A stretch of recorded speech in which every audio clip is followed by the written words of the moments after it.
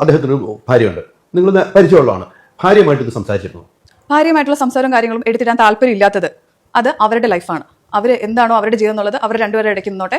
നമുക്കറിയാവുന്ന കാര്യങ്ങൾ നമ്മൾ പൊതുവെ ഇല്ല, ഭാര്യ മാറ്റി തന്നെ നിർത്തിയില്ല. കാരണം റോബിൻ ഒരു വ്യക്തിത്വ വൈകല്യമുള്ള ഒരാളാണ്. ആ ഭാര്യ ചിലപ്പോൾ അതിന്റെ ഒരു കെണിയിൽ പെട്ടി കിടക്കുന്ന കുട്ടി ആയിരിക്കാം. അതുകൊണ്ട് എനിക്ക് അതിന് ഇതിനകത്തോട്ട് വലിച്ചഴിക്കാൻ താല്പര്യമില്ല. അയാളുടെ ഒരു വ്യക്തിത്വ വൈകല്യം തന്നെയാണ്. എനിക്ക് അതിനകത്ത് വേറെ ഒരാളെയും പറയാനില്ല. എന്തൊക്കെ കേൾക്കണോടേ, എന്തൊക്കെ കേൾക്കണം. ഇതിനൊരു അന്ത്യമില്ലേ ശരിക്കും പറഞ്ഞാൽ. ഒരു ഇന്റർവ്യൂ കൊടുത്ത് ഇതിങ്ങനെ സോഷ്യൽ മീഡിയയിൽ ഇട്ടിങ്ങനെ അലക്കുന്ന തരത്തിലുള്ള ഇപ്പോൾ ആരതിപ്പൊടിയാണ് വിഷയം എന്ന് പറയുന്നത്. കാരണം ഈ റോബിന്റെ വലിയ കെണിയിൽ വെട്ടുകിടക്കുന്ന ഒരു പെൺകുട്ടിയാണ് ആരതിപ്പൊടി എന്ന മട്ടിലാണ് ഈ പറയുന്ന രീതിയിൽ ഇന്റർവ്യൂ കൊടുക്കുന്നവരൊക്കെ തന്നെ പറയുന്ന കാര്യങ്ങളെന്നൊക്കെ പറയുന്നത്. എന്ത് കഷ്ടമാണ് നോക്കി. ഈ വിഷയത്തിലേക്ക് ആരതിപ്പൊടിയെ വലിച്ചിടേണ്ട എന്ത് ആവശ്യമാണ് ശരിക്കും പറഞ്ഞാൽ ഉള്ളത്? ആ ആരതി തന്നെ പറയുന്നുണ്ട്, എന്നെ ഈ വിഷയത്തിലേക്ക് വലിച്ചിടരുത്. ഇതിൽ വേദലക്ഷ്മി പറയുന്ന കാര്യം എന്താണ്? ആരതിപ്പൊടിയെ ഈ വിഷയത്തിലേക്ക് വലിച്ചിടാനായിട്ട് താല്പര്യപ്പെടുന്നില്ല. ആ കുട്ടിക്ക് ഇതിൽ ഇടപെടാൻ താല്പര്യമില്ലെങ്കിൽ ഞങ്ങൾ ഇടപെടുത്തുന്നില്ല, അതാണ് ഞങ്ങൾ അതിനെക്കുറിച്ചൊന്നും പറയുന്നില്ല, അതാണ് ഇതാണെന്ന് ആരതി തന്നെ വന്ന് പച്ചയ്ക്ക് പറഞ്ഞു, എന്നെ ഇതിലോട്ട് വലിച്ചിടരുത് ആ ഒരു തരത്തിൽ. അതുകൊണ്ട് തന്നെയാണല്ലോ ഇപ്പം ആരതിയെക്കുറിച്ചൊന്നും പറയാത്തത് ശരിക്കും പറഞ്ഞാൽ. അല്ലെങ്കിൽ ഈ പറഞ്ഞ രീതിയിൽ ആരതിയെക്കുറിച്ച് ഇതിന് മുന്നേ ഒക്കെ തന്നെ കുറേ അധികം കാര്യങ്ങളൊക്കെ തന്നെ ആ ഒരു തരത്തിൽ സോഷ്യൽ മീഡിയയിൽ ഇങ്ങനെ ചർച്ചയായിക്കൊണ്ടിരുന്ന ഒരു കാര്യം തന്നെ ആയിരുന്നല്ലോ. ഇപ്പം ആരതി എന്നെ വെട്ടി തുറന്നു പറഞ്ഞു, എന്നെ ഈ വിഷയത്തിൽ ഇടപെടുത്തരുത്, ഞാൻ ഈ വിഷയത്തിൽ ഇല്ല എന്നുള്ള തരത്തിൽ ആരതി എന്നെ പറയുന്ന തരത്തിലുള്ള കാര്യങ്ങൾ മാറി. അപ്പോൾ തൃപ്തിയായി.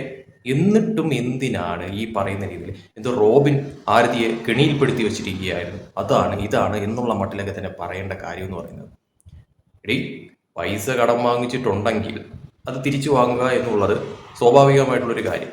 അതിന് എന്തെല്ലാം വഴികളാണ് കിടക്കുന്നത്, നിയമപരമായിട്ട് എന്തെല്ലാം വഴികളാണ് കിടക്കുന്നത്.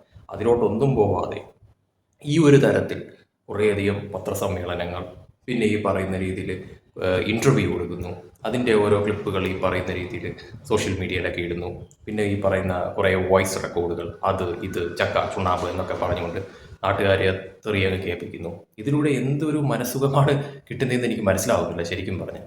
പൈസ നേടിയെടുക്കുകയാണ് ലക്ഷ്യമെങ്കിൽ തീർച്ചയായിട്ടും അത് നിയമപരമായിട്ട് മുന്നോട്ട് പോയി നേടിയെടുക്കുക എന്നുള്ളതാണ് ഏറ്റവും വലിയൊരു പോംവഴി എന്ന് പറയുന്നത്. അപ്പോൾ അതിലോട്ട് തിരിയാതെ ഈ ഒരു രീതിയിലോട്ടുള്ള ഒരു എന്താ പറയുക മലക്കം പറച്ചിലൊക്കെ തന്നെ എന്താണ് ഇവർ ഉദ്ദേശിച്ചിരിക്കുന്നത്, എന്താണ് ഇവരുടെ ലക്ഷ്യം? ഈ പറയുന്നത് ഇനി റോബിനും ആരതിയും രണ്ടായി പിരിയണം എന്നാണോ ഇവർ കരുതുന്നത് ശരിക്കും പറഞ്ഞാൽ?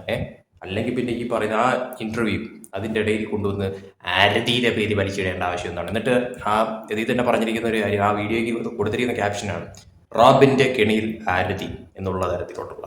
എന്ത് കഷ്ടമാണ് ഇത്. അവരുടെ സ്വസ്ഥമായിട്ട് ജീവിക്കാൻ പോലും സംഭവിക്കാത്ത തരത്തിലോട്ടാണ് ഇപ്പോൾ കാര്യങ്ങൾ. കാശിൻ്റെ പേരിൽ ഈ പറഞ്ഞ രീതിയിൽ ഒരു ദമ്പത്യ ജീവിതം തകർക്കുന്ന തരത്തിലോട്ട് കാര്യങ്ങൾ ഇനി എത്തിക്കണം.